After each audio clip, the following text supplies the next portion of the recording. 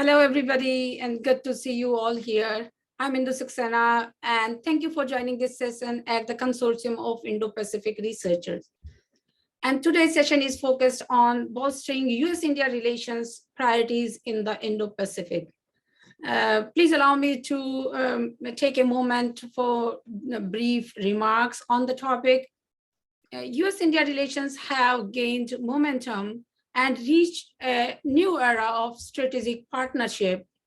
The convergence between two countries over the last 2 decades is significant at the time of transition in the regional and global dynamics. Both countries cooperated in dozens of bilateral dialogues and working groups, from trade and investment, defense and security, climate, space, energy, health, education, cyber security, and so on. A bilateral trade between the two countries increased from US $20 billion that was in 2000, and now it reached up to $175 billion. And defense and security cooperation has grown tremendously. With that, approximately 4.9 million diaspora and 200,000 students incoming from India. That's a famous destination for education. So that's the strengthening people-to-people connection, people-to-people tie. And with this, the newly appointed US ambassador to India, Eric Garcetti, is a new step in this strengthening this bilateral relations. And on President Biden's message that, quote, relationship with India is the most consequential relationship that the United States has in the world. And that still stands, unquote. While US views in the recent incidents that China's stance or China's renaming the 11 places in Arunachal Pradesh, US views at and already recognized Arunachal Pradesh as the integral part of India. And in February, Senator Jeff Merkley from Oregon introduced a bipartisan resolution reaffirming US recognition of Arunachal Pradesh as an integral part of India and condemning China's use of military force to change the status quo along the LAC. With all these developments, while we are seeing that US-India bilateral relations are moving forward, and it was never done before. But at the same time, when we talk about Indo-Pacific, both countries want to establish the international order and free, open, and inclusive Indo-Pacific. But again, the two factors that concerns and worries here that while US and India convergence on bilateral doesn't necessarily means the convergence on managing China. They have their different ways where, despite the growing tension between India and China, India wants to avoid this escalation. And the second factor is India's approach towards Russia-Ukraine war due to its alignment with Russia. So these are the two factors. And to discuss more on this complex and strengthening bilateral relationship, somewhere we found the words between indispensable partnership to somewhat shaky. So we have to walk through this. We have stellar panel here. They will discuss more about this. And before I would hand over the next proceeding to Jessica, my colleague, she's here. And thank you, Arushi, you too. And I would like to announce that views presented and expressed here are personal, should not be constituted to any organization and affiliations. And to audience, please put your questions in chat section. We are looking forward to your questions. Thank you. Over to you, Jessica. Thank you so much, Indu, for your opening remarks. We're delighted to have today our distinguished panelists, and we thank them for participating in our webinar on U.S.-India relations. We look forward to hearing their remarks on the political, economic, and military dimensions of U.S.-India relations. Joining us today, we have Ambassador Rahul Chabra, who held the post of Secretary of Economic Relations, the Ministry of External Affairs, until his retirement in July 2021. Prior to this post, Mr. Chabra was High Commissioner to Kenya, Ambassador to Somalia, and Permanent Representative to the United Nations Environment Program and the United Nations Human Settlements Program. During his stints abroad, Mr. Chabra served in Kenya, Hungary, China, the United States, Philippines, France, Senegal, and Belgium. We're also pleased to welcome Dr. K.P. Vijayalakshmi. Professor Vijayalakshmi is an eminent serving professor of American Studies at JNU. She's a well-regarded expert on U.S. government and politics, U.S. foreign policy, formulation, patterns and processes, Indo-U.S. relations and prospects for scientific cooperation, and U.S. strategies and policies in South Asia, amongst others. Joining us as well is Lieutenant General Anil Ahuja, who's a Senior Adjunct Fellow for Defense Policy at Delhi Policy Group. Lieutenant General Ahuja served in the Indian Army for 39 years and superannuated as the Deputy Chief of Integrated Defense Staff, Policy Planning and Force Development in August 2016. During his tenure as the Deputy Chief, he was the Indian co-chair of the U.S.-India Defense Technology and Trade Initiative, DTTI Interagency Task Force, and has been intimately involved with issues of defense cooperation. And our final panelist serving today is Dr. Krzysztof Iwanek, who is the head of the Asia Research Center at the War Studies University in Warsaw and a South Asia expert with the Poland Asia Research Center. He also teaches the history of India at Warsaw University. Thank you all to our distinguished panelists for joining us today. Regarding format, each speaker will deliver their remarks, and then at the conclusion of the event, we'll have a Q&A session once all four speakers have completed their commentary. We encourage all participants who are joining us today to please leave their questions in the chat, and we'll do our very best to cover as many of them as possible in the conclusion. So without further ado, I'm pleased to pass the torch to Ambassador Chabra to begin his remarks. I have one small point. Thanks, Jessica. Sorry. Ambassador Chabra, just one moment. I am now the professor and head of Department of Geopolitics at the Manipal Education, MAHE, Higher Education, Academy of Higher Education. I have retired, superannuated from JNU. So I just thought I should mention it. Thank so you, that all of you know that I continue to be an academic, but in a different place. That's it. Wonderful. Thank you. And I'm sorry, Ambassador Chabra. Not at all. Not at all. I'm sorry. Not at all. Not at all. Great. So good evening, good morning to everyone. Thank you, Jessica, for that, my introduction. And I think Indu Saxena has so well encapsulated the broad spectrum of our relationship. So that makes my job a little easier. But so basically, just to put it in context, I mean, it is a comprehensive global strategic partnership. So each word conveys a lot: the comprehensive, global, strategic, and partnership, a partnership of trust. It's now quite a different sort of just calling it a partnership. So it's really a partnership of trust.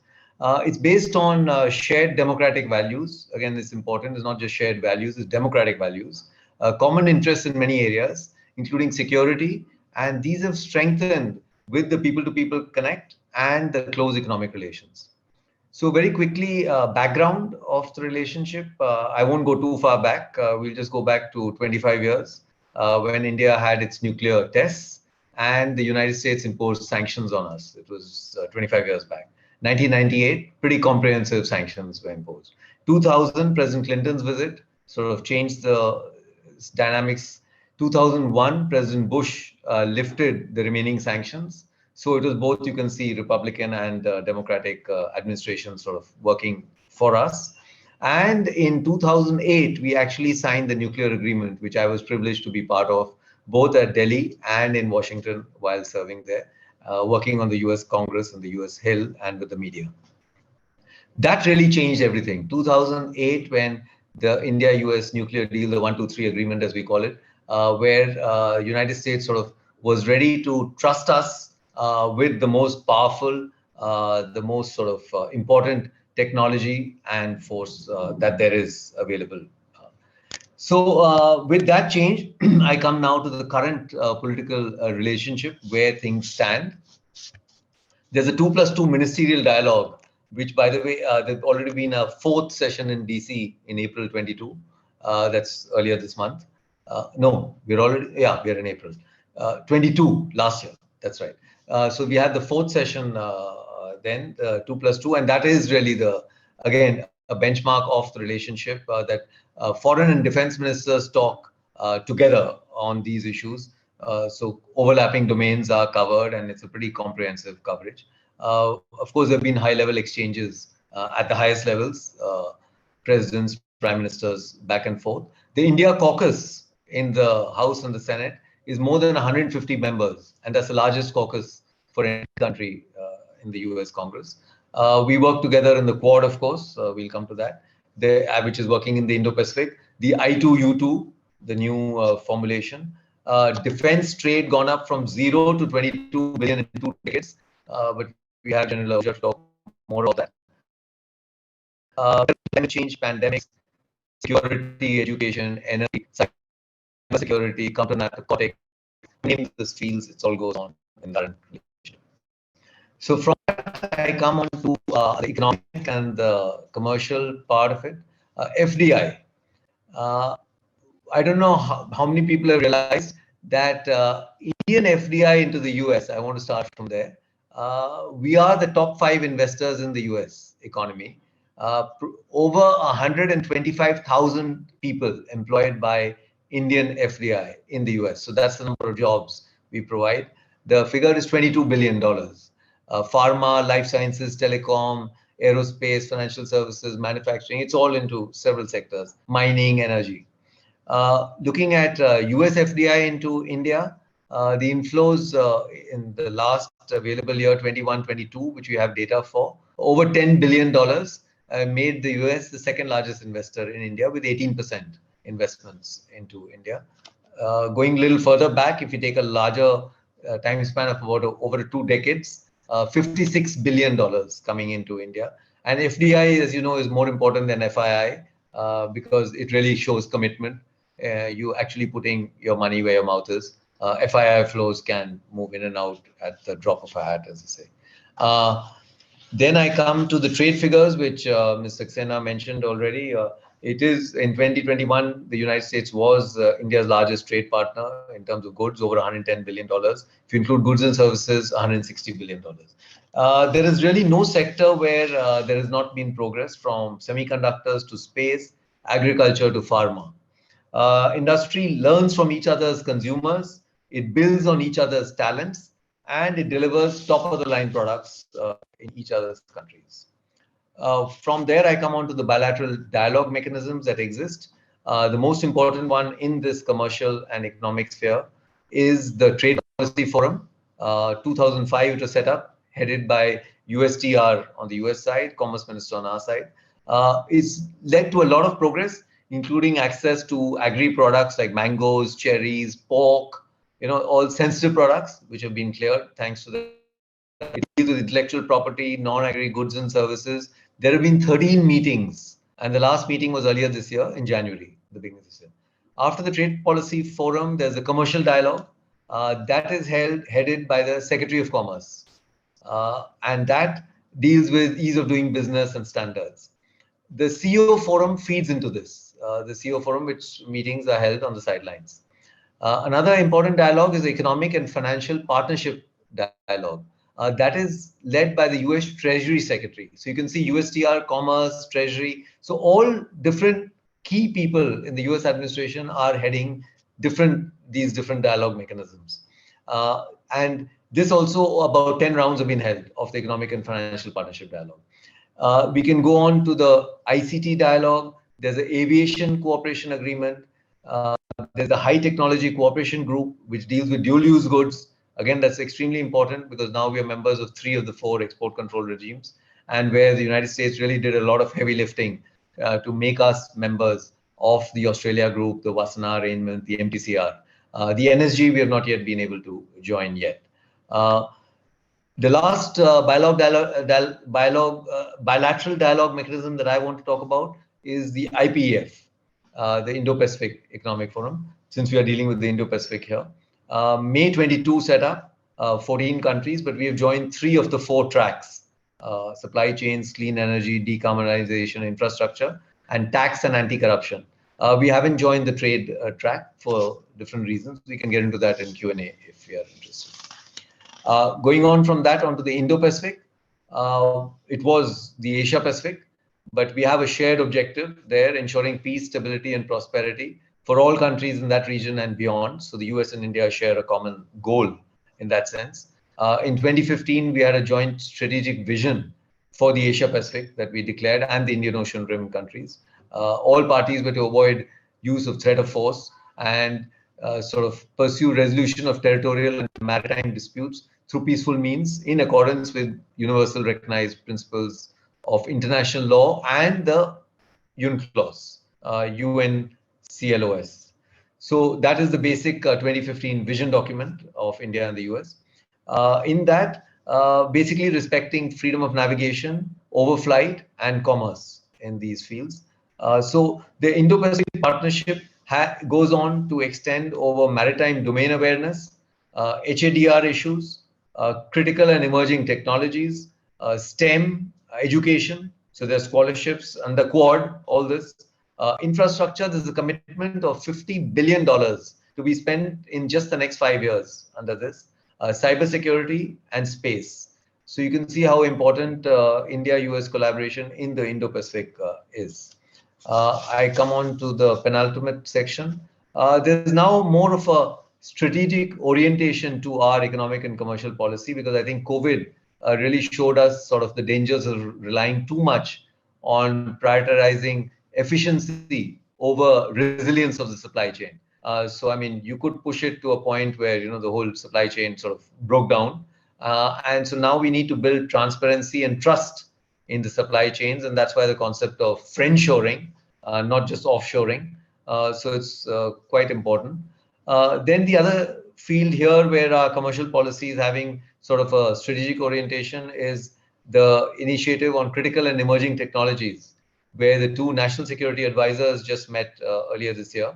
The first, it was declared in May 22, but already they've had a big meeting. And fields where we are going to discuss is AI, quantum computing, 5G and 6G, biotech, space, and semiconductors.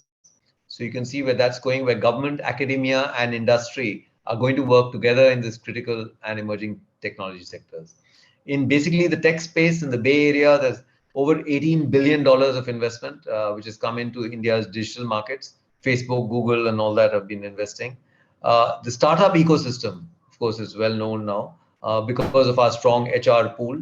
The India-US Knowledge Partnership has a great role to play in this.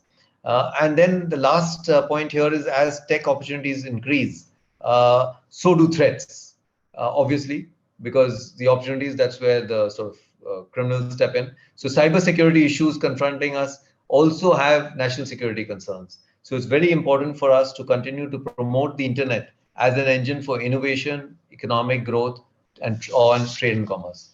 I come to the last segment, the diaspora, again referred to by Ms. Saxena.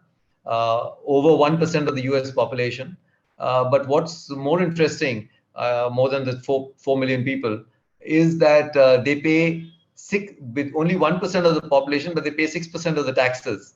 The 6% of a graduate class, and 26% of them have degrees.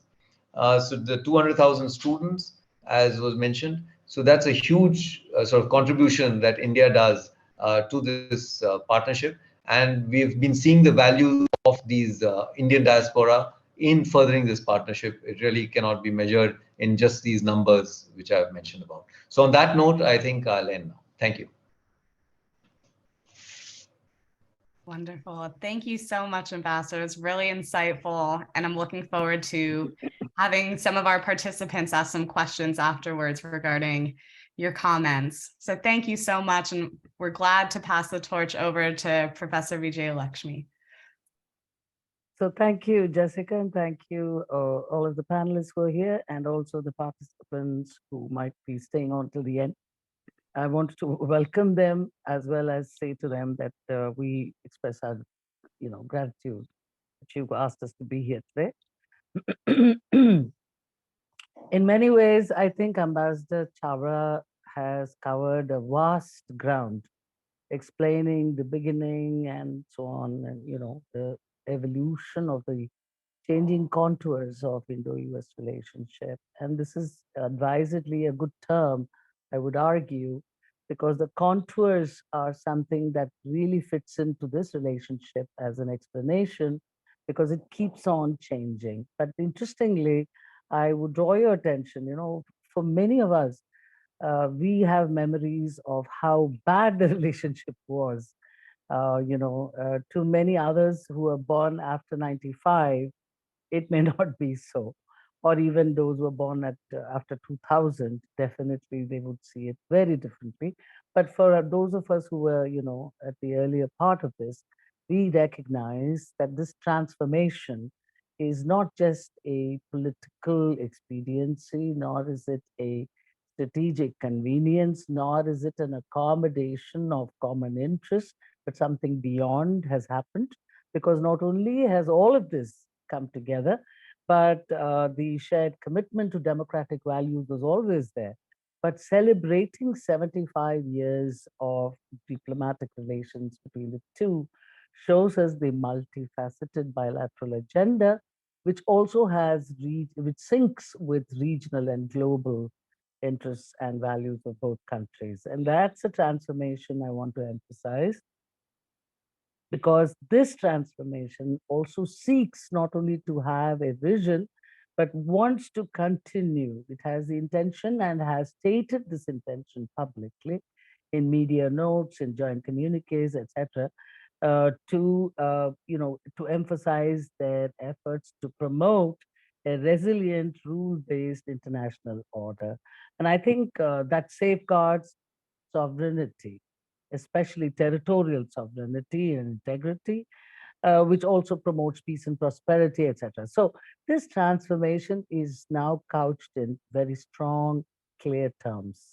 So from estranged to engaged democracies was a phase and a phrase, but now we are seeing a comprehensive strategic partnership that not only asks for certain commitments from each other, but also seeks to reassure each other this is where they want to go together and what they would in fact be doing together in the future. So I think there is this transformation that's really striking, that has had implications for geopolitics around the world and for the relationships of major powers within the world, and for India's own relationships with its neighbors, with its larger neighborhood, as well as with other friends and other powers that it seeks to engage with. As Ambassador mentioned, this was not a simple transformation. It carries with it some very deliberative and I would say a very classic phrase is building sustainable mechanisms. Again, I must tell you, the style was very different, earlier. Hindus spoke about so many things, and, let me just phrase one or two to you. When I used to speak to diplomats as part of interviewing them, they would say, the biggest part of this transformation was that India and US now talk to each other, not past each other.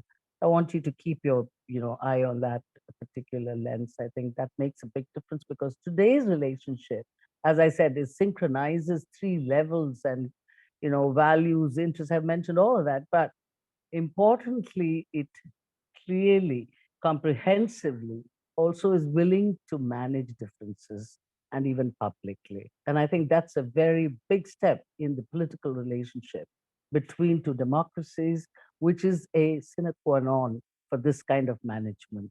Mechanisms and dialogue mechanisms in particular were mentioned, over 50, etc. But the pivotal one for me has been the 2+2. And I think that really explains a lot. If you look at it, the first summit, which was held between Sushma Swaraj, our foreign minister, and Nirmala Sitharaman, our defense minister, with Mike Pompeo, and Secretary of Defense Jim Mattis. I think, the tangibles that came out of every 2+2 was enormous. And therefore, I would urge that we keep our eye on 2+2 as a very pivotal part of building a sustained, trusted relationship of comprehensive strategic partners, or how they'd like to build this thing. Managing differences is very difficult if it is not supported by political. And technical dialogues can only go this far because they are, by nature of their dialogues, I mean their subject, there would be some limitations. But this format and this particular mechanism, I have seen, and you so have all of you seen, how we address criticisms of each other. We talk about human rights abuses, we talk about hate crimes, we talk about so many things. These are important parts of understanding political closeness between two countries who are not formal allies and probably will never be. So please think about that. But more importantly, each of these, 2+2 has given some very tangible. The first was strategic trade authorization status and major defense partner status. Uh,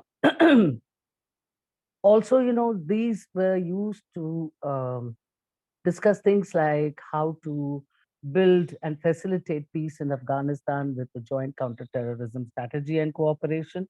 From 2010, we have one, which is a very robust one, as I understand it, apart from, of course, the non-proliferation, and, Ambassador Chabra mentioned all of that. The second summit, again, I think gave a very important dimension, and that was the Quad. And that, of course, has now taken off. There are skeptics and critics and well-wishers. So you can take your pick. We can talk more about it later on. But I think Quad is here to stay. Whether you want to call it a new NATO or no, it's not a new NATO, it's dead. No, it's not dying. It's a very valid and a deliberate construct, which is both geopolitical, strategic, and economic and commercial. So it has huge relevance in today's world. And I did mention in my note to you that I would talk a little bit about the emergent realities, but the reality of Indo-Pacific is so vast. I mean, I just don't need to belabor the point because we do have a bit of time management that I'd like to do with you. But the second one really established the Quad as a way of discussing, and it included Japan and Australia. So the 2+2 kept moving and delivering to us, many things. And it also did something which again I emphasize, that industrial security annex, I think, and General Ahuja would probably be the best person I know who can tell us more and more about DTTI and ISA and all of that. But just to tell you, these were this mechanism itself was such a major meeting ground to discuss those foundational agreements, bring them to a conclusion. And each meeting, I cannot emphasize how pivotal this was, because this really, really built not only agreements of cooperation in defense, but it spelled out geospatial intelligence, etc., etc. And I don't have to belabor the point. The third and the fourth summit, of course, brought about all of those, and of course the last one was, I think, signed last year. But all the foundational agreements now are in place. But the support to India's stand on territorial sovereignty and liberty has been a political gain again.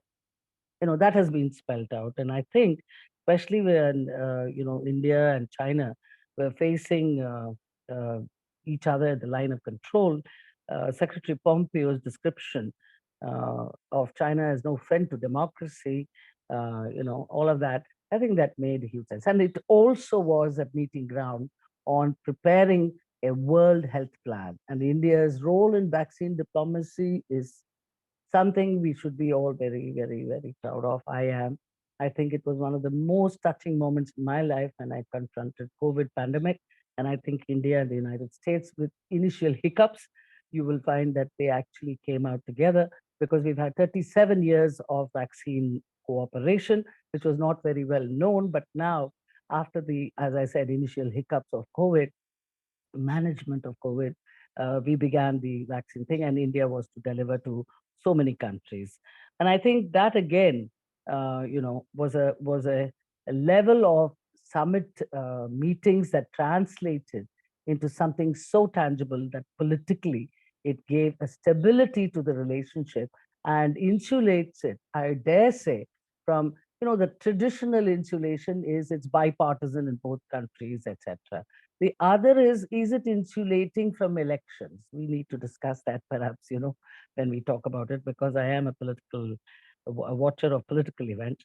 And I think, but I would then say that given this kind of tangibility that we kept seeing, 23 probably will again be one of the most tangible years, because I think, 22 was also very momentous and historic for us because President Biden and Prime Minister Modi met so many times, and the intensity of these high-level engagements continued, not only in the form of Quad summits, bilateral summits, but also in the form of Quad summits. And I think, again, tangible outcomes were there in 2022. And this again is, Jessica, Indu, all of you who were sitting. Interestingly, we used to say only in the second term will the President of United States look at India and there will be a change. Now that hasn't happened anymore. That all these things are over now. So think about it. Biden came in and he started looking at this, situation. Of course, COVID was also there, but you will find that there was resolution of some old market issues. For example, in 2022, there was the first ever maintenance of a U.S. naval ship in India, and the Quad focus on STEM. I believe Ambassador Chabra mentioned that as well. This, signing off an investment incentive agreement and the launch of Technology Innovation Hub as a collaboration of respective science agencies. This we are also interested with the Europeans. I know we've done some, and of course, record level of trade and investments, which again, I don't have to belabor the point because of Ambassador Chabra, this thing. So what I'm trying to therefore say is these tangibles show you that the strategic convergence that was only hinted at in the original agreement or what we signed defense framework, which General Ahuja would probably tell us about in June 10, when Pranab Mukherjee was our defense minister, we've come a long way because the deepening of our strategic convergence is what we need to deal with, especially because the initiatives in Indo-Pacific, especially as IPEF was being mentioned by Ambassador Chabra, while others like I2U2 too, these have strengthened the strategic convergence, and I think they're deepening, and they're not just this thing. We've also seen that maritime domain awareness and partnership for humanitarian assistance, etc. Women's empowerment also, there's a lot of work being done. And I think these are interesting offshoots and they will take more and more space as we go along beyond the great pillars of defense and clean energy.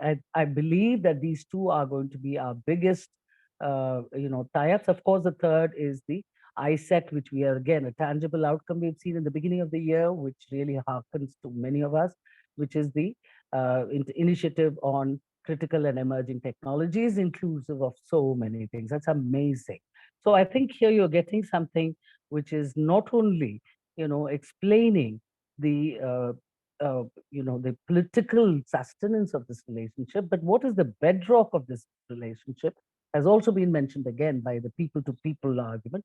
But I think, the robust engagements that we are seeing in defense, trade, technology, climate, education, health, etc., is also, of course, being buttressed or undergirded by a robust people to people engagement as well. And I think this is something which will have momentum.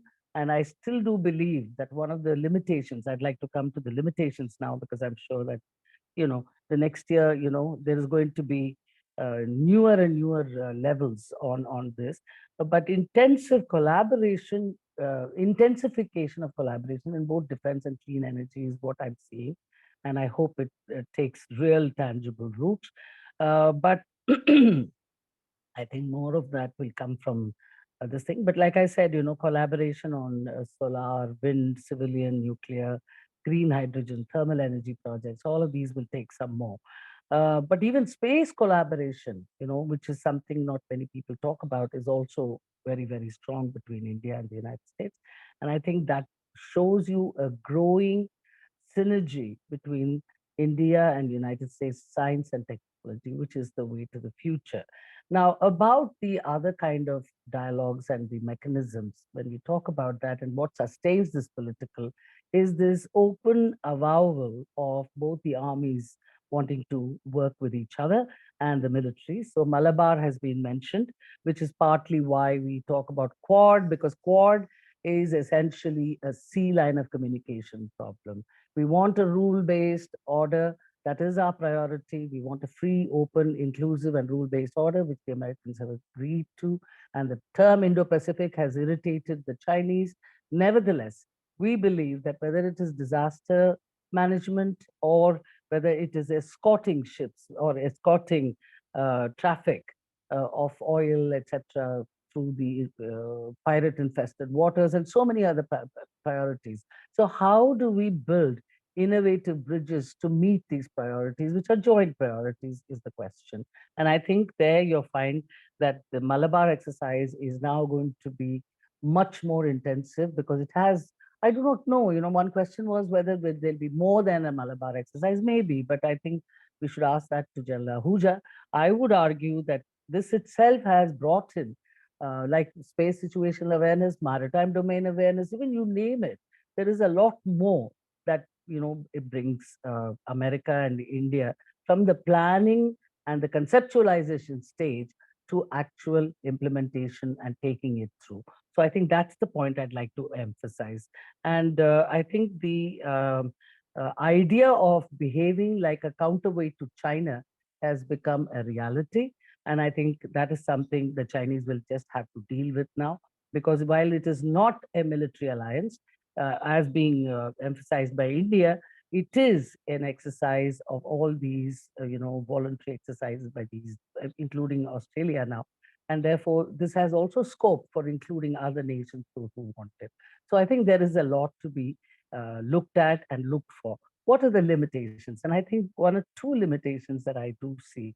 One is, can these heavily dependent on political leadership, etc., question, will they be insulated from next year when both countries actually go for elections, both India and the United States? This is a question we can debate, and I think it'll be interesting for me to hear other views. I have views of my own, but I certainly think it's whether insulation, because bipartisanship is one factor or one reassuring factor, but elections, and if they, what can we expect?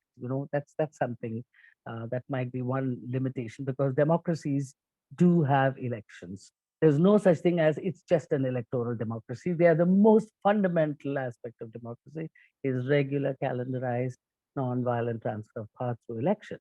And I think that's going to be very interesting indeed.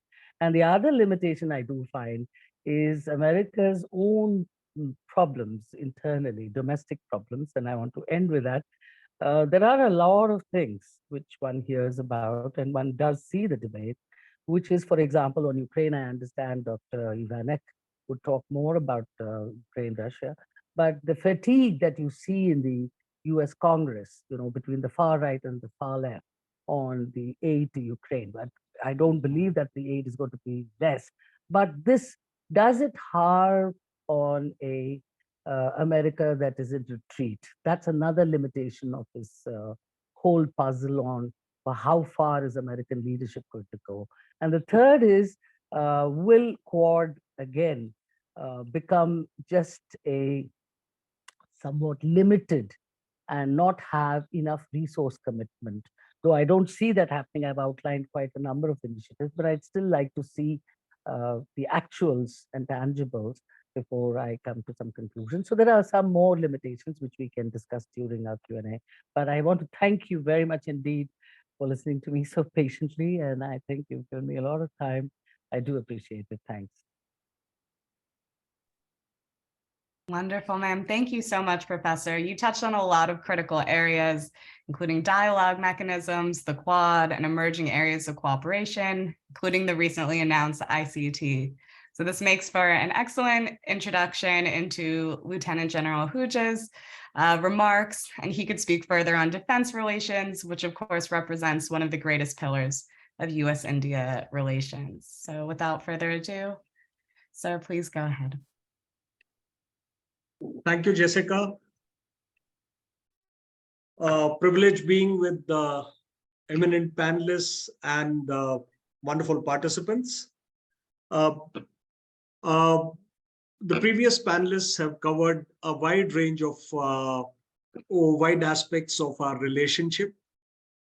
My focus is going to be, like you said, on defense and security, which is a vital component of our relationship. In the time available, I'll try and touch on three aspects. Where do we stand? What's our current state of relationship in defense? Some variations and perceptions, and a few takeaways. Some points have been mentioned by Dr. Indu and my previous speakers. A mention was made of somewhat shaky relationship, our approach to China, our managing differences, and continuity across administrations, the way we've experienced it in field of defense. I'll try and touch on these. Now, the first part of where do we stand is a bit factual. I'll try and run over it a little quickly so that we can talk more where we have certain variations in perceptions or approach. Now, at the outset, both countries consider each others as indispensable partners in the field of security.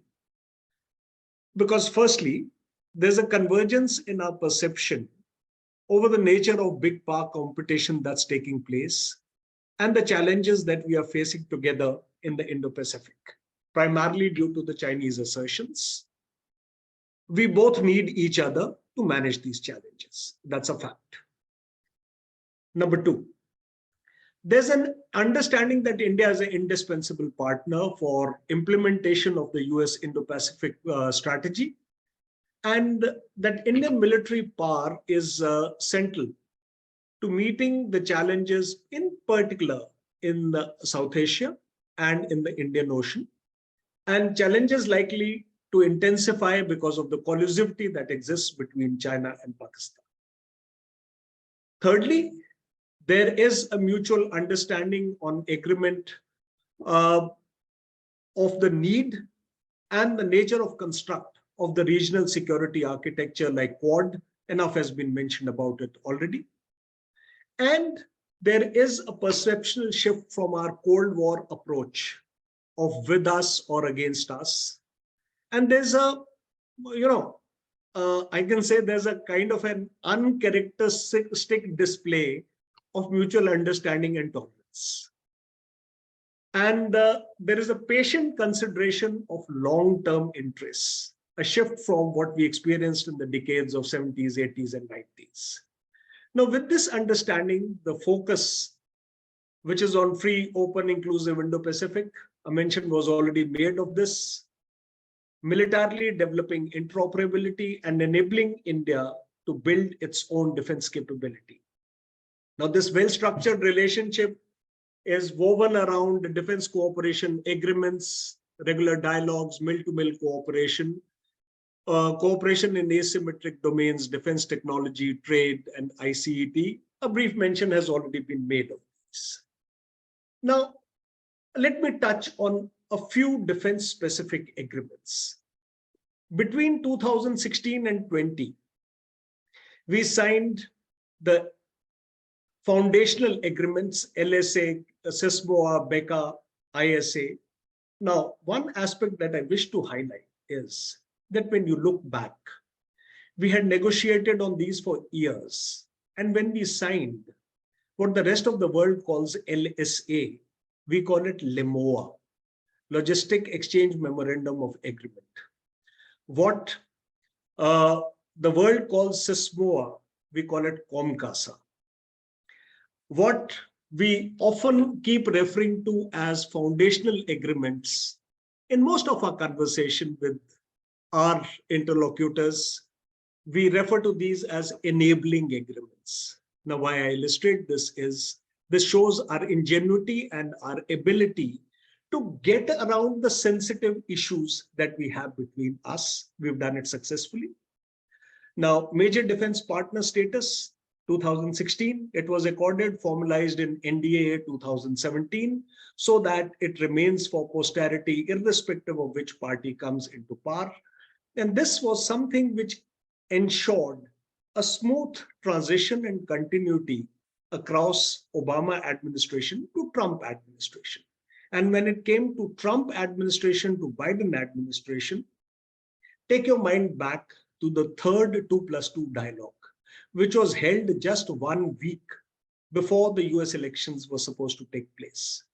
And that joint statement formed the framework of our relationship during the current administration. And no wonder we saw the US Secretary of Defense visiting us just 2 months into his office in March 2021. Now, so there's been institutionalized transition across the administrations. And besides the MDP, Major Defense Partner status, we've had the engagement in DTTI, conceived in 2012, operationalized 2014-15. Perception about the results achieved vary. We can discuss this later. To the people who were inside, it's made tremendous amount of progress. We've learned to work efficiently with each other, achieved a number of results. To the people who were outside, perhaps it did sweet nothing. They said that, but we can discuss it. I'll leave it here. Now, as a reciprocal gesture, India also has twice revised its defense procurement procedure. In that, some of the concerns that we've had with the US defense industry and in our efforts at cooperation, certain aspects related to offsets, technology security, leasing of equipment, etc., these have been incorporated. And most recently, we've just spoken of ICET, and we've raised this level of technology cooperation. It has got raised from the level of Undersecretary hitherto, who headed the DTTI, to the level of National Security Advisors, and the scope has already, enhanced scope has already been mentioned by Ambassador Chabra. Now, in the sphere of mill-to-mill cooperation, I'm sure you've all heard we have the maximum number of exercises with each other. Look back 8 months. Start from, let's say, August last year to April. We are in April today, on 6th April. Let's look at it. Last August, we had a special forces exercise. Thereafter, we had an army exercise in India, just about 100 kilometers from the line of actual control. Then again in October, we had Tiger Triumph. Now, this exercise was instituted in 2019, a tri-service exercise. It started as an amphibious exercise. It enhances the level of interoperability between us. And then we had the last Malabar in November last year. The next one already planned for August this year. And we had an exercise between our National Security Guard and Special Operations Troop of the US in February this year.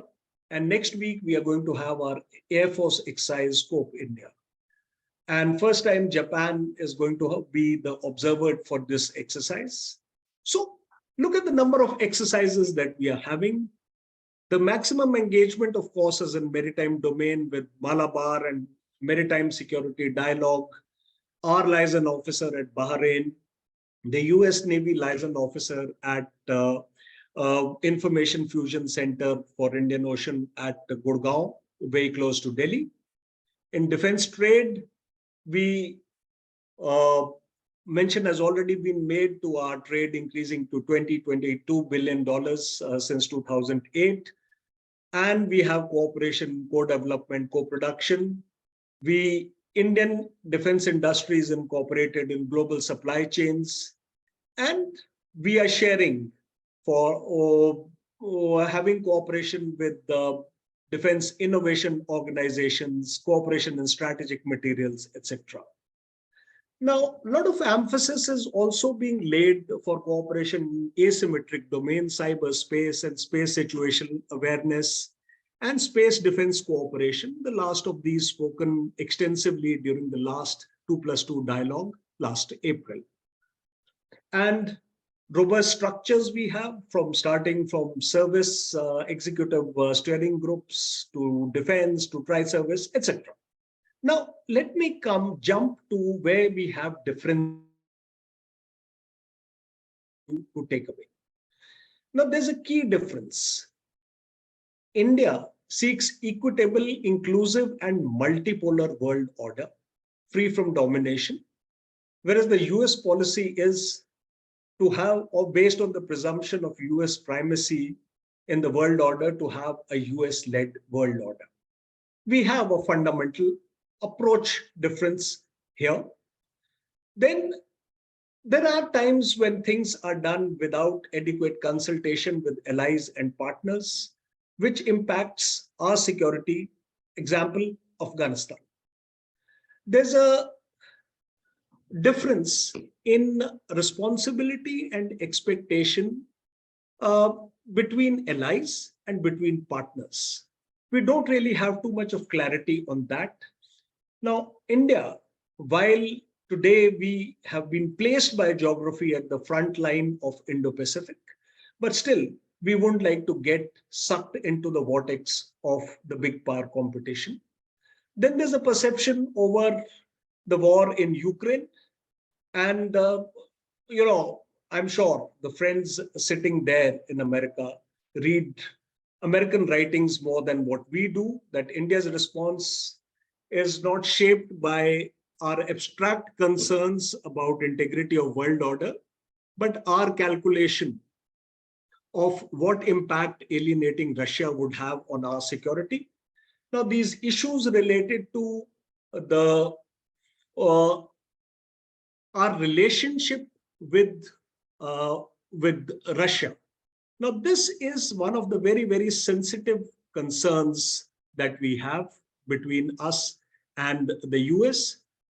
And then there is an approach, like earlier, defense was considered quite a lot to be the spinal cord of this relationship, whereas the current administration feels that it should be more broad-based. Defense has become an overburdened pillar of our relationship. Now, this is something where we have to see how much we can chew.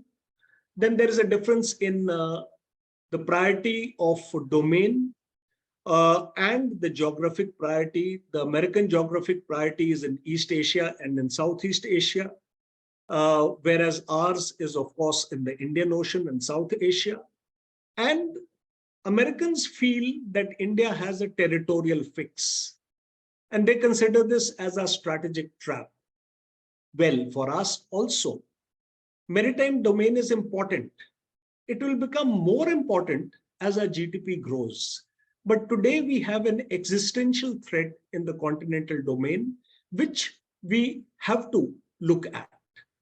Then there's a feeling that interoperability is a function of having common platforms, that we should have same origin platforms.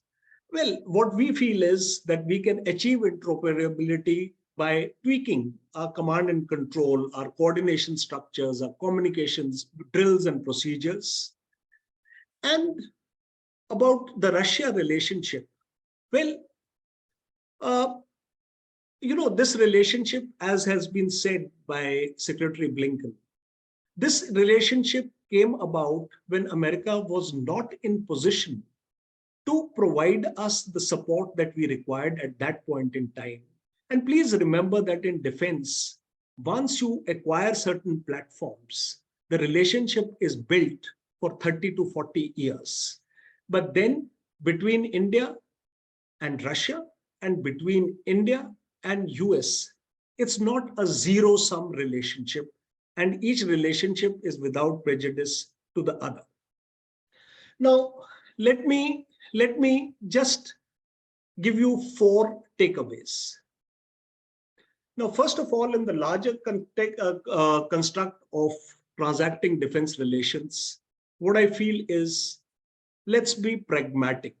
Let's not enhance the scope so much that we are unable to chew what we bite, and let defense relationships, defense and security remain a spinal cord. If you go through the last 4 2+2 dialogue, the results achieved, how they were achieved, you will get the answer to the suggestion that I'm making. Many a time our differences in other fields have been ironed out because of our relationship in defense. The next is, like I said, our relationship with Russia. It's something which does not prejudice our relationship with the US. And if we look at our long-term vision, I think there is a convergence. And what we've done now in the context of Ukraine, we've probably been very pragmatic about it. Now, to achieve the common aim of meeting China challenge, it's more important to see strong Indian armed forces, whether they are strong by their own weapons, whether they are strong by Russian weapons, or they are strong by American weapons. What is more important is, let these forces, let the capability be strong. And then this is some relationship which requires constant tendering. We cannot take it for granted ever. And for defense and security, there has to be trust, there has to be reliability. We've spent last 20 years building this trust. There are turbulences like Katsa. There are turbulences like Ukraine. They will come, they will go. But let's look at a long-term horizon with a little patience and with a little empathy. Thank you. Thank you so much, sir, for your insightful commentary on US-India defense relations. I think this really is a good pathway into our next speaker's remarks, particularly on a timely issue, namely how India-Russia relations will affect India-US relations. This, of course, takes place against the backdrop of the ongoing Ukraine war, where despite US pressure by the Biden administration for allies and partners to denounce Russia's invasion and cooperate in imposing economic sanctions, India has avoided taking a clear stance in opposition to Russia's behavior. Instead, the Modi government elected to abstain on several US-sponsored UN Security Council resolutions pertaining to Russia's invasion of Ukraine. This leads to an interesting conversation regarding the trajectory of India-Russia and India-US relations in the coming years. So I'll leave that to our last speaker, Dr. Ivanek, to take from here. Thank you, and thank you for the invitation. Are you able to hear me well? Am I audible? Yes, you are. Thank you. So yes, the issue I will address may sound more pessimistic than especially those covered by the first 2 esteemed panelists, because I will focus on how India-Russia relations as they look now affect and may affect India-US relations. So that is much more of a negative than positive aspect as something influencing India-US relations for sure. But I would kind of add a spoiler that my final conclusions will be much more optimistic though. So I thought that I could speak about this given that my interest is in India, including in Indian foreign policy, but I'm Polish and I'm saying this while sitting in Poland, so kind of naturally Russia comes into play here. So yes, in 2022, India did not condemn the Russian invasion of Ukraine. I would add that from what I understand, from the Indian perspective, the New Delhi standpoint was clean clear. I mean, in the sense that New Delhi was making clear statements on neutrality, that is that India is neutral on this conflict. However, it is true that very often in the West, India's standpoint was interpreted as leaning closer to the Russian position due to non-condemnation of Russia. However, India, I believe, sees herself here as neutral, and that certainly has been a troubling point in India-West relations, not only India-US relations, by the way, because India found herself pressed diplomatically not only by the US to condemn the Russian invasion of Ukraine, but India was also being condemned by other strategic partners that India has, like even France and Japan, for instance. And yet the New Delhi government has resisted that pressure for a year. So I think that since that has been going on for a year now already, and New Delhi is still resisting that pressure, I wouldn't expect New Delhi to change its position, I'm sorry, in the time to come.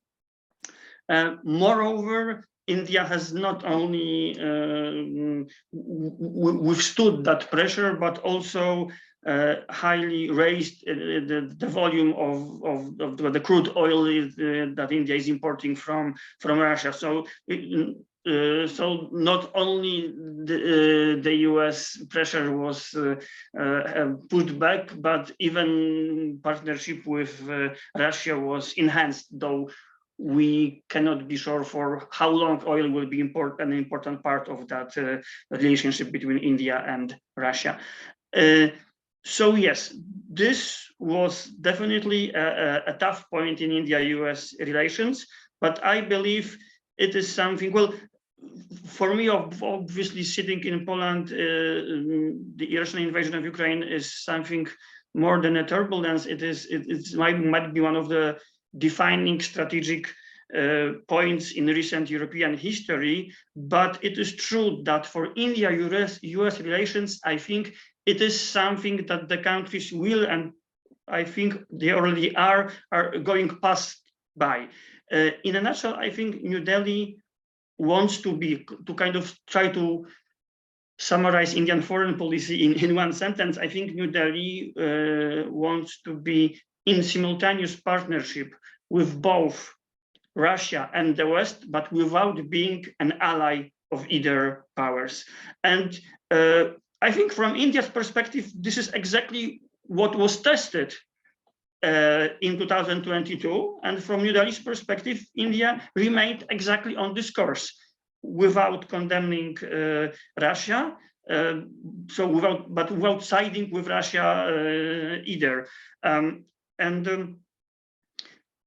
While that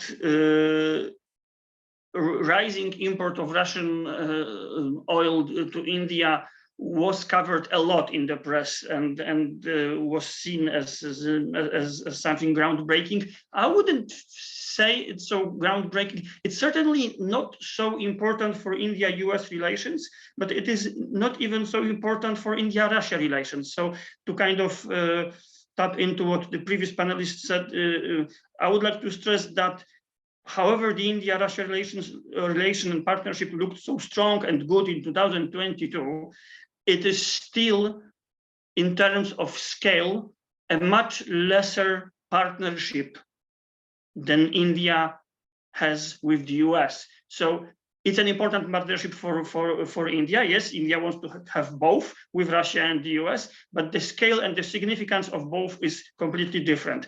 I will not share much data, but very quickly, let me add that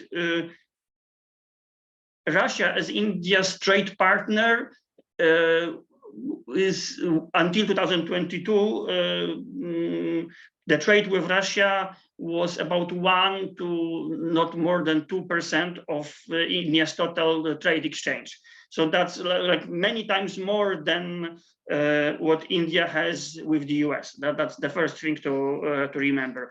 And yes, secondly, that has changed a bit in 2022 with the surge of Russian crude imports into India, when the value of India's total imports, the Russian part of total Indian imports grew from 1% to 5%, but over 80% of this was driven by crude oil. And I think it is unlikely that large volume of Indian imports of Russian oil will continue for a longer period. They might continue for in a short to middle perspective, but this is only because the Russian oil companies are desperate and they are offering oil on discounted prices to India, because otherwise they would have to halt a part of their extraction. And two final points. One is that, so not only Russia is not that important for India as a trade partner as it seemed in 2022, but well, the main problem with Russian economy is that it is mostly based on exports of weapons and natural resources, which of course are two strategic elements of exports, so they are important for Russia and for the recipients. However, Russian economy is characterized by little added value. I mean, yes, weapons systems are important, and some of them are not that old. Like S-400 was a very good deal for India in terms of its advancement.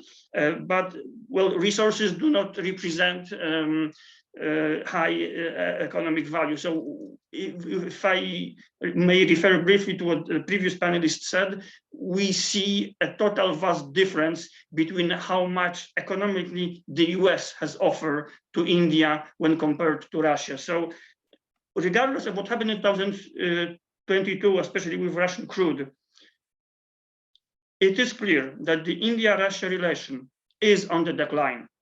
Because Russia, it's happening very slowly, but Russia is gradually incapable of offering India what India needs. For example, more advanced technologies. So it is not, 2022, I think, showed that US may not be able to wreck, to sabotage, so to speak, that relationship between Russia and India. But at the same time, it also showed that Russia is unable to stop that gradual deterioration of its economic ties with India. The only thing Russia really could offer was actually, discounted crude. So not something to which Russia had to add any special, technological advantage to. And finally, I think very general and quite obvious takeaway from 2022 when it comes to Indian foreign policy towards the West and the US and Russia on the other side is that this has proven that the West is and will be capable of cooperating with India on the security level against China, but that cooperation with India on the security level is not possible against Russia, because that's simply not what India wants. And I think I'll wrap up with saying that while this has been a test for India-US relations, what happened last year, it has proven that such two levels are possible. So in order to cooperate,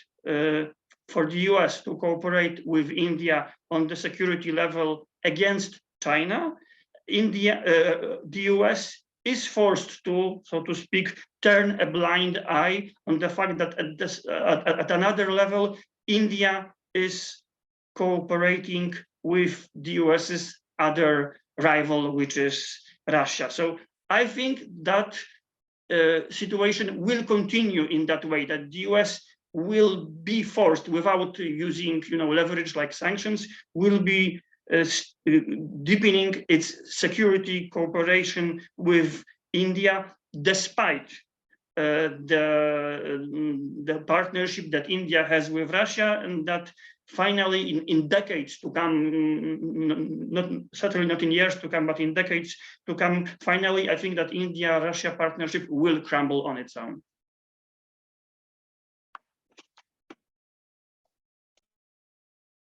There we go. Thank you so much. That was wonderful feedback and a great commentary generally on a really timely topic right now. Thank you to all of our panelists for an excellent job delivering remarks on such vast topics ranging from political, bureaucratic, economic, and military dimensions of US-India relations. So we'll move on to the final phase where we'll open up our Q&A. And so we have a few in the chat and a few that have been posed to us by researchers upon seeing some of our marketing. And so I will take the first question here and see, perhaps Ambassador Chhabra, if you want to begin with this, and if anyone else has any feedback, any of our panelists, please feel free to add your remarks as well. But Vineet Malik began by asking, how can the US-India relations usher in the growth of smaller countries? Can outreach initiatives be useful in ensuring a multipolar order to deter rising China? So Ambassador, if you want to maybe begin and if you have any thoughts on this. Yeah, thank you.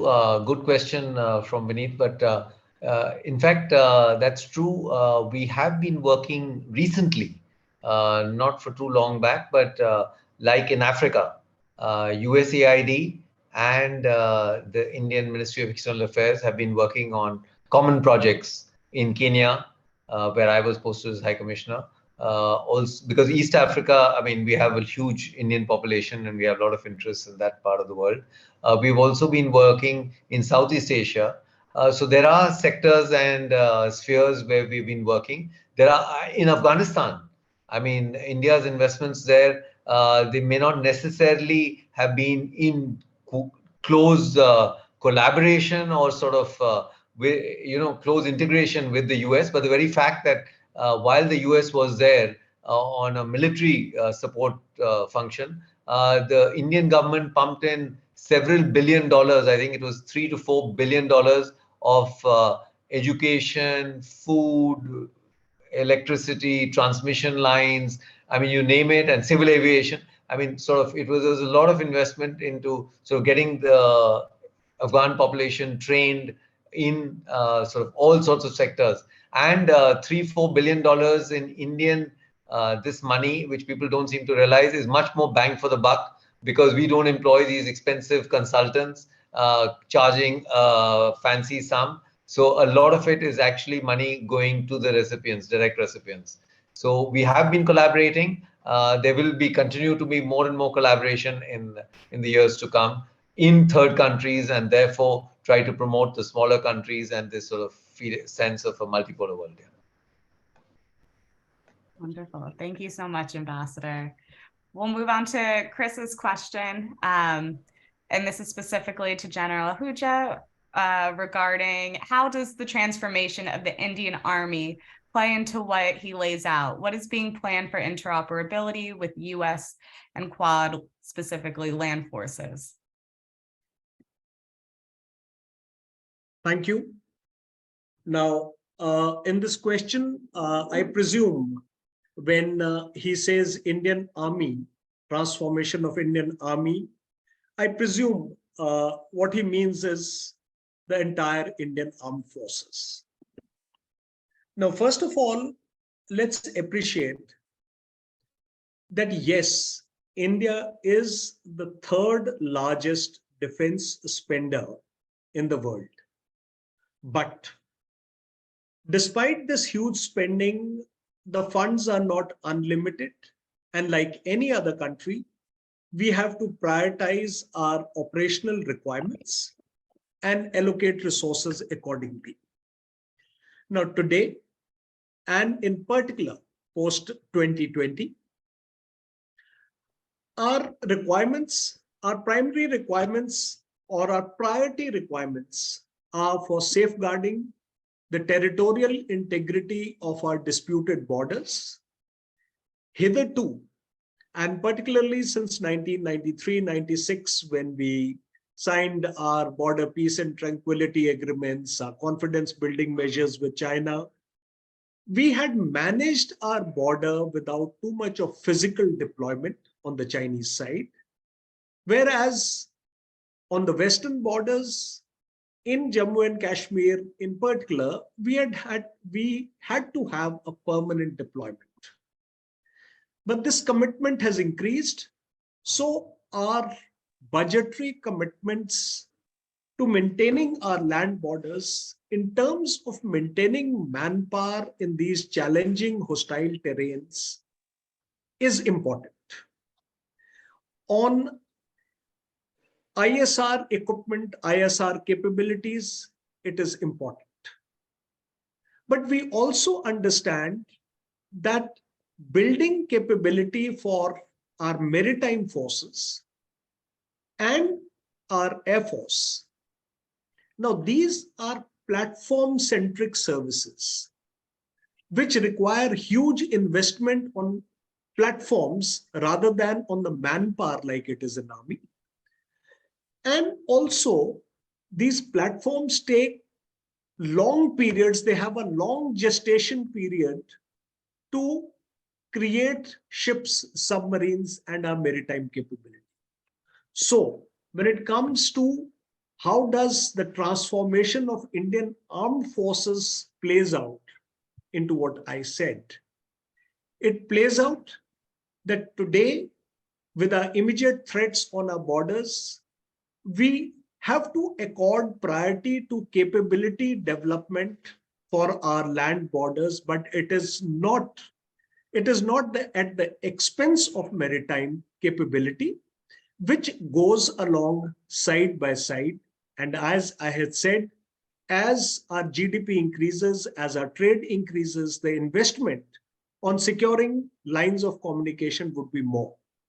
In terms of interoperability, I did make a mention in my remarks that there is a perspective that interoperability is a function of using same platforms, that we use same aircraft, we use the same kind of communication system and everything, that we have similarity of missiles, weapons, platforms.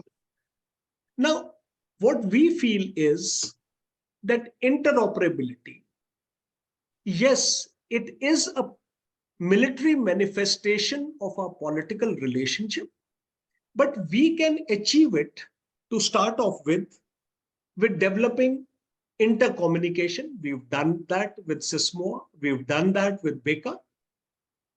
We work out our command and control arrangements, we sort out our operational drills, we sort out our coordination structures, and we have been successful in doing it even in quad exercises, which are increasing in complexity despite having different origin weapon systems. So it is doable. And for structure planning, we had carried out a survey about 2 years back in some of the very knowledgeable people to work out the priority of domains in Indian context, whether it is land, air, sea, cyberspace, strategic sphere for our nuclear weapons, etc. Now, the percentages that worked out would be very different from what the Poland's percentages are or what the American percentages are, but we go by what are the guidelines for us. I hope it answers the question. Thank you so much. We'll take the next question posed by Lieutenant General Kareem. And this one, Dr. Vijay Lakshmi, if you want to take this question. It's a twofold question. Is there a universal definition of a rules-based order? And is India suffering from strategic ambiguity? Good questions. Firstly, I think the word universal itself is contested. So a universal definition is by nature of its tone or explanation, it's difficult to achieve. But rule-based order could have a very large level of support because all of the countries want some sort of rules in which they can all play, play by some rules. So to that extent, I think there is a universal expectation that we must have some sort of a rules that can govern us all. How we achieve that, UN, League, we've tried everything. But that is, I think, and I believe, the underpinnings of states in when they want to have relations with the other states, and I therefore call it universal.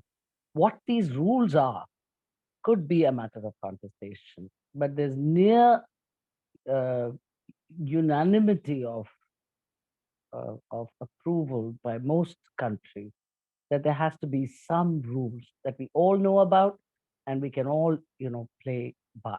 So that's something we need to keep in mind. The second is strategic ambiguity. Now, this is again a term typically announced by the United States when the issue of China-Taiwan crisis kept happening.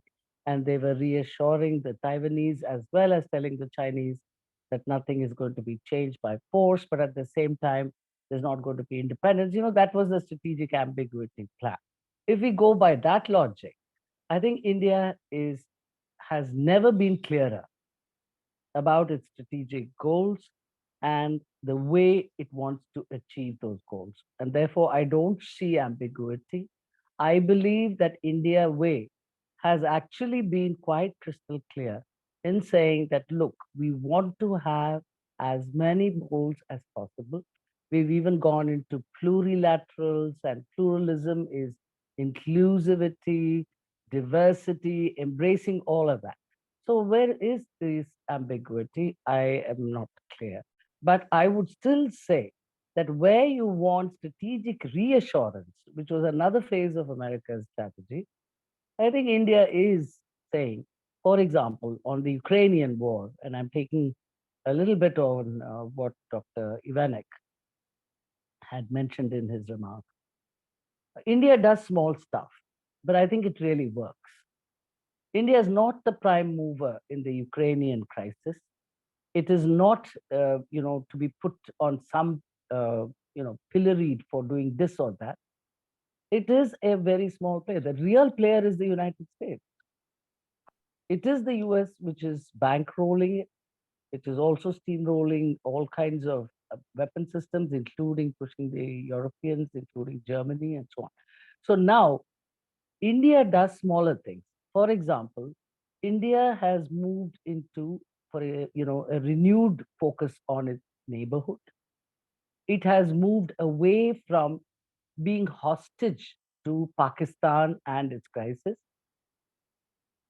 It has done things, for example, it is willing to go ahead and do some exchange of POWs, etc., in Ukraine.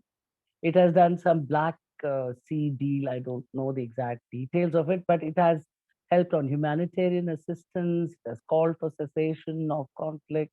It has asked for corridors of peace, etc.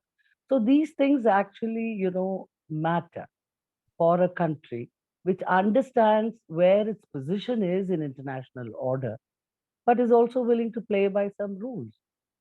So I think ambiguity is not a word I would use for India's uh, position and India's strategy at the current in the current context. I would say that India is very clearly working towards a safe world, a peaceful world, a globalized world, at the same time a safe world. And I think that involves a safety of number of things, supply chain resilience, for example, involving in a variety of economic activities, but also understanding the limitations of why our partners like the United States don't want to conclude a trade agreement with us. Secretary Raimondo and Minister Goyal just had conversations on that. Disappointing, but still we are able to, talk to each other. So I think ambiguity is gone. What we are looking at is management of differing perspectives. But Indian perspective is to use the phrase that our Prime Minister has used, Vasudhaiva Kutumbakam, a safe world, a peaceful, prosperous, safe world. And I think towards that end, India's efforts are, I would say, small, but very useful. And I think countries take note of it. And that's as best as I can say about this. Thank you so much, ma'am. We'll take one final question, and I'll pose this first to Dr. Ivanek, but then open it up in case any of the other panelists have any commentaries. But one question we had is, how does the increasing affinity in Russia-China relations impact India's ties with Russia? And does it give enough space for US-India closeness in the Indo-Pacific? Dr. Ivanek, I think you're muted.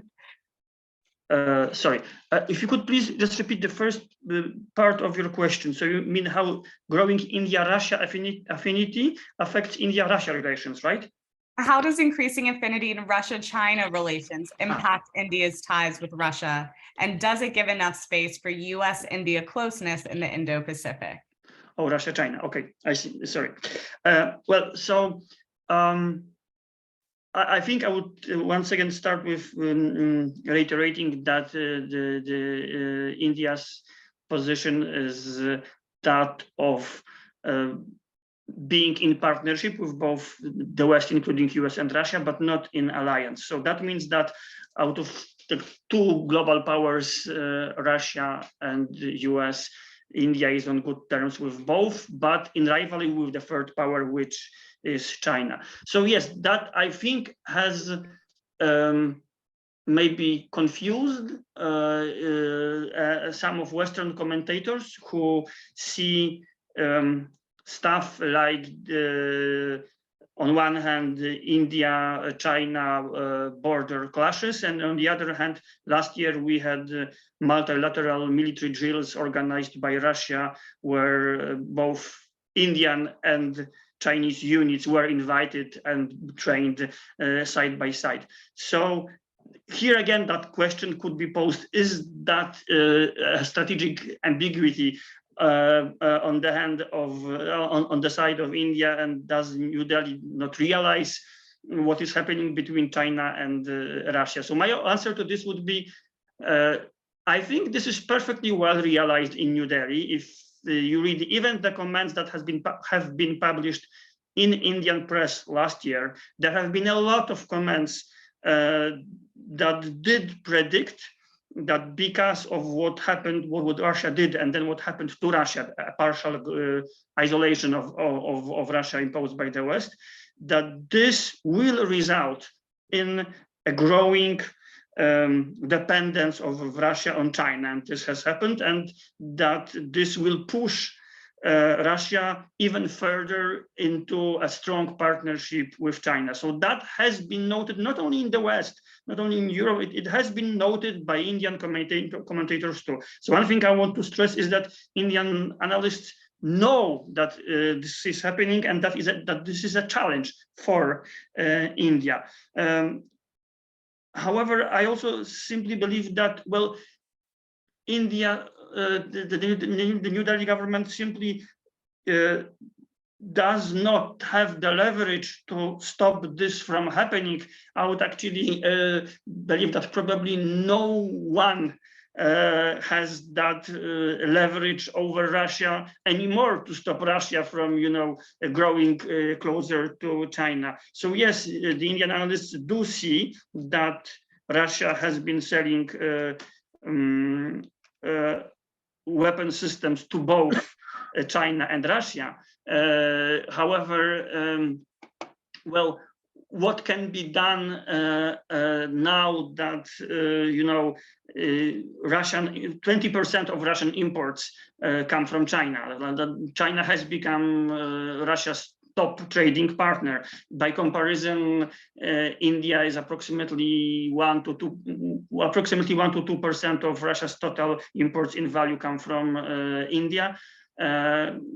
Also, very importantly, what Russia, a part of strategic goods and products and resources that Russia exports to China are the same that Russia has been exporting to India. So oil, although in case of China, this also includes gas, and weapon systems. So in that sense, I think there is little that New Delhi can do. Well, you cannot tell your partner, Russia, not to deal with your rival China, where China is much more important as an economic partner for Russia than India is, and when some of the products sold are similar. So I would say maybe that's the only aspect of India's foreign policy where we can see some strategic ambiguity. Yes, I would definitely agree that there is no strategic ambiguity in India's foreign policy when it comes to India's approach to the US, to Russia, or even to Pakistan. But there is some strategic ambiguity when it comes to China, because, I mean, what can India do was something that has been changing. The early years of Modi government was trying to extend a hand towards the government in Beijing. And then 2020 clashes in the Galwan River Valley happened, and the relationship did deteriorate. So, and I think India will become less ambiguous in her relations with China, to a point where certain red lines will be drawn. For now, some of those red lines have not been drawn, I think, partially because of Russia. For instance, after the Doklam clashes, if I'm not wrong, in 2017 standoff, the bilateral military drills between India and China that used to take place were no longer taking place, but Indian soldiers still take part in multilateral exercises with the Chinese soldiers, for example, within SCO, or when Russia invites both parties. So in that sense, because Russia is on good terms with China, and because India is on good terms with Russia, there was some ambiguity in how India was reacting to cooperation between China and Russia. But I would wrap this up by saying that, first of all, India simply, I don't think India can stop Russia. No one no longer can stop Russia from growing closer to China. And secondly, I think gradually those red lines will be drawn, and I think India might, for example, signal Russia if India-China relations continue to deteriorate, and I think they will. Then I think India will start sending signals, for example, even to Russia, that look, we have good relations, we will continue to buy your weapons and your oil, but if you invite Chinese soldiers for military drills, then we won't come. Bilaterally, we can cooperate you, but not when it involves China. And I think I will stop at this. Wonderful. Thank you so much, Dr. Ivanek. We really appreciate your thoughtful response to a complex question. Lieutenant General Huja, please. If the time permits, can I just take 2-3 minutes in the context of what Dr. Ivanek has said, if the time permits? Please, please. Yes, sure. Mm-hmm. Okay. Now, I quite appreciate the remarks. And what he said is that India can't tell Russia. Definitely.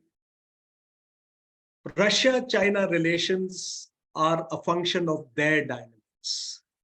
But definitely, India can tell itself in which direction it goes. And,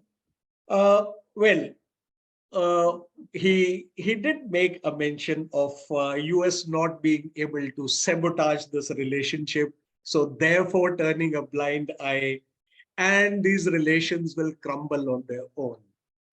Well, this is a hypothesis. I will not go into it. I'm not a diplomat, I'm a soldier. What I'm saying is that when we talk of building a capability, in that capability, Well, perhaps the yardstick that the doctor used was an economic yardstick for measuring the depth of the relationship. In defense capability building, it's not so much the economic yardstick, how much of FDI you have, how much of trade do you have, how much of diaspora do you have in that country. These are important. But the yardsticks here, if I was sitting at a place to decide with whom I will develop defense cooperation or get certain weapons, equipments, platforms, I would look at it, firstly, of course, the quality and the performance of those weapon systems and platforms. Then I would look at the long-term reliability of the source from whichever country I'm getting. Third, what else do I get? Plus. While in service, I always shared with my colleagues that if I pay money to Jessica and if I get weapons from you, and that's the transaction, I think I need to be shot dead. The fact is, such big transactions, the defense relationships, weapons and equipments have to come packaged with lots of other things, whether it's technology, manufacturing, jobs, or you have the global heft related to it, your strategic leverage related. So we balance all these things when we develop relationships. Other factors are what Professor said are important, but defense has a little different dynamics. And the planners sitting here, definitely, you can read the tea leaves, you can see the things and you calibrate looking at your future. If I just glance at the CIPRI statistics, you look at the Indian arms or the global arms exports of Russia. If you take the period 2012 to 2016, they were 24% of the global arms exports. But when you came to period 2017 to 21, they reduced to 19%. And this 5% reduction was due to about 45-47% drop in Indian acquisitions of Russian arms. Now, it happened in normal course of things. So the issue is these things are dynamic, they will move, countries will look after their own interests, and the security interests are important, and our relationships in all other dimensions, our historical, our traditional relationships are important, but our concerns of real security are perhaps a little more important. Just a food for thought. Thank you so much, General. Thank you all for such insightful comments and remarks. We know the US-India relations are quite dynamic, particularly in today's day and age when geopolitics in the Indo-Pacific have really become pivotal and the focal point of the world. And so thank you all tremendously. I'll pass the torch on to Indu to just deliver some final remarks. Thank you, Jessica. Thank you so much. It's a good job. And thank you all esteemed panelists. That is a wonderful brainstorming. And what we wanted the questions on Russia, we wanted to tackle is that Ivan and other panelists' remarks that are very, very useful and it's helpful. We will post a commentary of this webinar on our website too. And the recording certainly will be posting on the website and will be sent to you all the panelists very soon. And we will post it on social media as well. Thank you again. And I wish you all the best and hoping to meet you in person. And thank you, Ambassador Chabra. Thank you, Lieutenant General Ahuja. And thank you, Chris. Vineet, talking to you soon. Jessica, and Thank you, esteemed panelists. We will absolutely